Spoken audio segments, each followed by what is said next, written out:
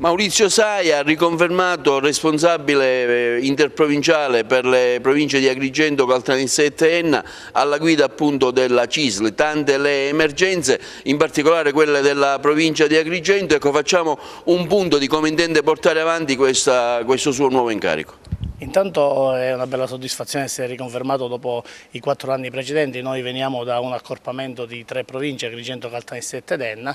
In questi anni abbiamo fatto un gran bel lavoro in tutte le 3 province, siamo cresciuti parecchio, però purtroppo registriamo e continuiamo a registrare le difficoltà che i 3 territori hanno, ma in particolar modo Agrigento, dove insisto con la mia attività, perché le difficoltà sono tantissime. Voi siete arrivati appena a vedere un sit-in di protesta dei lavoratori che non prendono le retribuzioni da diversi mesi, ma così è in tante altre realtà anche pubbliche.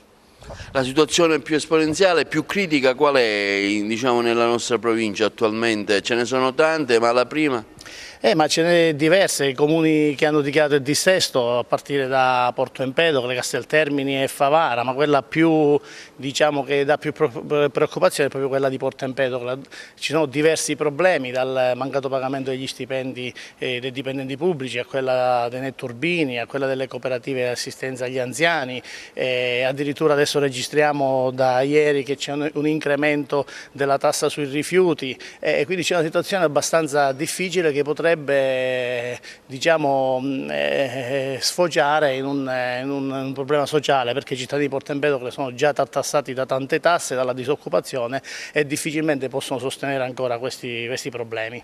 Da parte vostra c'è sempre l'auspicio, una ricerca, un appello che costantemente fate alle istituzioni, appelli che però spesso non vengono recepiti e accolti. Ma è un momento difficile, devo dire che le istituzioni in gran parte, come la prefettura, ci dà una grande mano d'aiuto, ma purtroppo siamo in una situazione dove, al di là della crisi economica che esiste nel territorio, registriamo una sostanziale incapacità di una classe dirigente che non riesce a far diventare attrattiva questa provincia e quindi a fare investimenti o progetti esecutivi. Uno di questi esempi è quello che accade a Porto Empedocle con la vicenda Italcementi.